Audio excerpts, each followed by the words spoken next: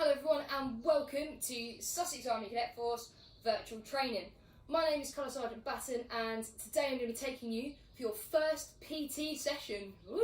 How exciting! So the aim of this session is to teach you how to correctly and safely warm yourself up.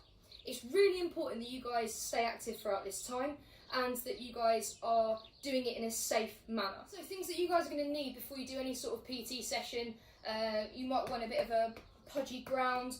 I've invested in a nice little play mat because my balcony is quite knobbly and the towel was hurting my back. But you can use a towel, you can use a jumper, you can use a sweatshirt, duvet, whatever you're allowed. I just found this is much more enjoyable to use and it's really colourful. So great for morale. You're going to need suitable footwear. Alright, I've got trainers on, good ankle support, I've got my sports socks on so that it's going to whip away any sweat. I'm in uniform, however, if you want to wear any suitable sports tracksuit bottoms, shorts, an appropriate t-shirt, so this again is going to be good for kind of keeping my temperature regulated, then obviously you can do, just make sure you're in the correct attire.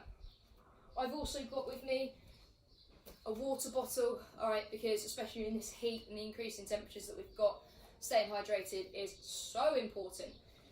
If you want to be a bit of a fitness geek and you've got something like a Fitbit or a smartwatch that can track your heart rate, then by all means do so. So one of the main reasons that we warm up is because it actually mentally and physically prepares you for the exercise that you're about to do. Be that fitness, be that football, cricket, hockey, rugby, dance, anything like that. It gets your mind flowing, it gets the blood around your body, oxygenating your muscles so that you've got the energy, and it does in fact actually improve your performance. So if you don't warm up properly, you're not going to be as flexible. That means your technique's going to be a bit worse and you might feel a little bit more achy and you're not going to be able to perform in the way that you would be if you'd warmed up properly. Alright, so it's really beneficial for your actual physical performance as well. Alright, and overall, by completing a correct warm-up, you're going to reduce that risk of injury as well. Alright, so you're just going to be safer and you're going to enjoy your session a lot more. Our aim, as I said earlier, was to teach you guys how to warm up safely and correctly. Now I'm going to teach you 3/4 main phases of a warm-up, which you guys, as I said, are going to do every single time you come to a PT session or you do anything physical activity orientated. As I said, it's going to keep you nice and warmed up, it's going to keep you or reduce your risk of becoming injured, and it's going to just prepare you for a better performance. The 4 phases we're going to go through is joint mobility, pulse raiser, and stretches. Those stretches are then broken down into dynamic, so moving, and static, where you're in a static position and you're stretching that muscle out.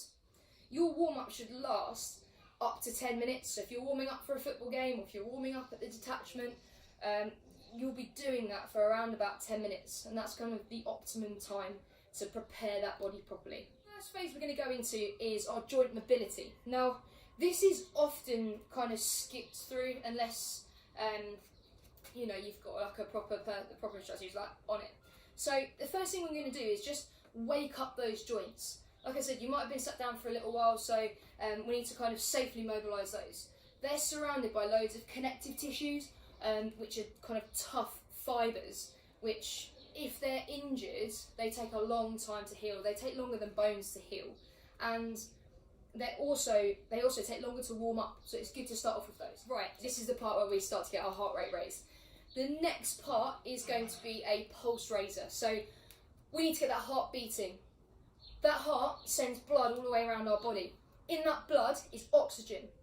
That oxygen is going to go to our muscles, which need that oxygen to use to actually perform the exercises that you're going to do. Right, really, really important. When this is happening, all that blood and oxygen is going to the muscles, it's also going to increase your temperature. Your muscles are exactly like blue tack. If you play with it for a long time, it goes really stretchy. If you just pick it up out of the packet and snap it, alright, because it's cold, it's just going to snap clean.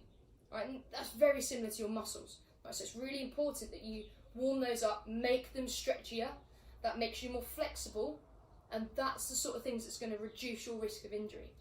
So important. Now your pulse raiser, needs to be approximately 5 minutes long. Right.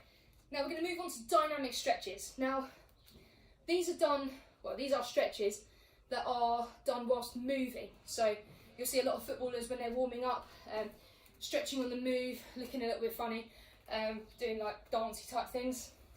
But it's actually stretching on the move. Now that's putting your muscles and your joints through similar activities that you're going to be performing when you are actually doing your sport or your fitness or your exercise.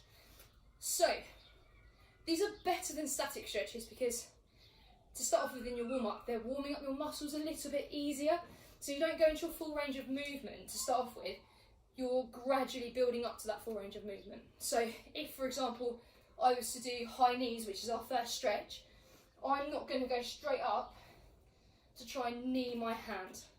Okay, I'm going to start off down here and I'm going to gradually build up. Alright, your dynamic stretching phase should last, again, up to sort of 4 or 5 minutes, depending on how much you need doing. I like to kind of take my time on them before I go and play my sport because I know I break so easily. So a lot of personal preference, but I'd aim for around 4 or 5 minutes. Our last phase of our warm-up is going into our static stretches. Now, these have 3 purposes: preparing for exercise, maintaining the muscles, the joints and the body, and to develop flexibility. Now, we're going to focus more on the preparation purpose of these stretches. These are done once you've done your joint mobility, your pulse raiser, your dynamic stretches, and this is where we then get that little bit of extra stretch into the muscles where we may not have reached. If it's really tight, then you might need to go back and do some dynamic stretches to re-warm up that joint or that muscle. And it's just making sure that you've put that joint or muscle through its full range of movement before you go on to the more strenuous exercise. These are to be held for 6 to 10 seconds in the preparation phase because you've already stretched, so this should just be the final kind of stretch through.